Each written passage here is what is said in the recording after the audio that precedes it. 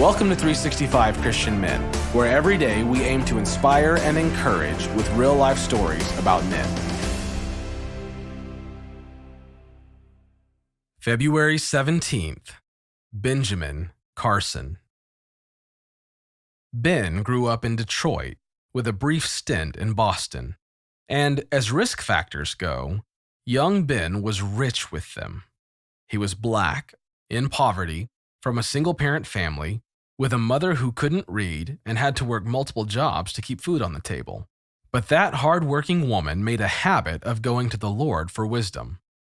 Under her direction, Ben overcame a ton of obstacles, became a world-famous neurosurgeon, and in 2017 became the United States Secretary of Housing and Urban Development. Here's his story. The power to overcome sin begins with calling it what it is: sin.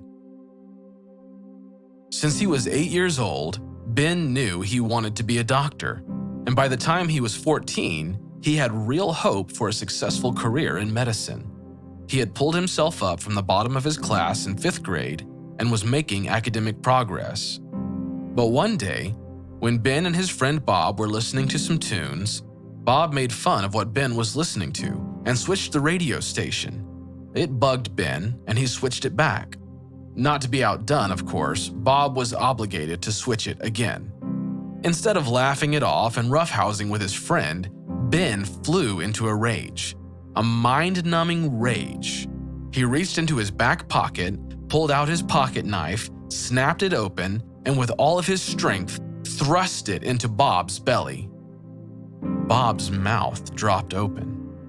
He stared as if appalled at Ben. He was obviously terrified. That look on his friend's face seemed to bring Ben back to reality, and he looked at the knife. The blade had struck Bob's thick metal belt buckle and snapped off.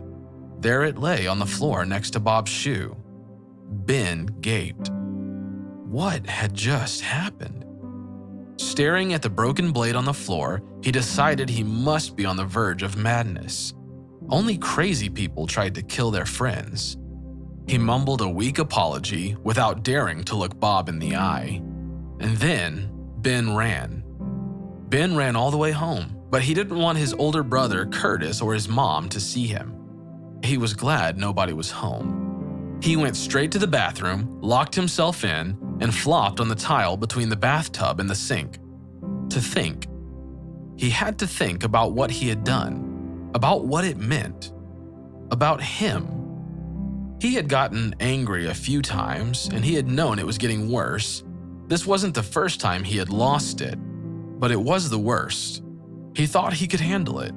He didn't want to hide from God, but what he did want was answers. What was wrong with him? What was going on in his head? Most of all, how could he get rid of this murderous rage? As a boy, Ben had said he believed in Jesus, but now at 14, he didn't understand where all this anger was coming from. It was about to ruin his life, destroy his relationships, keep him from his dream of becoming a doctor, and even land him in jail. He prayed and pled with God for answers and deliverance from his rage. He rehearsed every angry outburst he had ever had, and tears flowed. A sense of his own sinfulness engulfed him. Deliverance seemed impossible. Then he remembered God's word. He knew God had something to tell him, so he left the room to get a Bible and found verses in Proverbs, God's book of wisdom that spoke directly to him. One verse in particular stood out, Proverbs 16:32. He who is slow to anger is better than the mighty, and he who rules his spirit than he who takes a city. Ben always strove to be better at everything he did. In fact, he made it a personal goal in life to excel at all times. Yet God said to be truly better than even the mighty, anger must be brought under control. Ben knew the only way to do that was to surrender his anger to God. Believing only God could change him, Ben prayed that God would change him, and he determined he would never give another human being the power to incite his rage.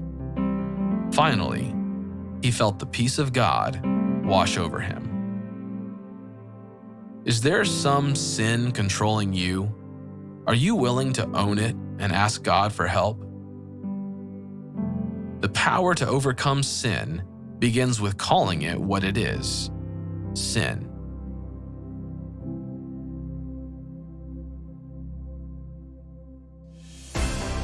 Thank you for listening to today's story. Every day of the year, our hope is to inspire you with real-life stories of faithful men who have gone before us. Hebrews 12:1 says, "Therefore, since we are surrounded by so great a cloud of witnesses, let us lay aside every weight and the sin that so easily ensnares us. Let us run with endurance the race that is set before us." Join us tomorrow for another story at 365christianmen.com.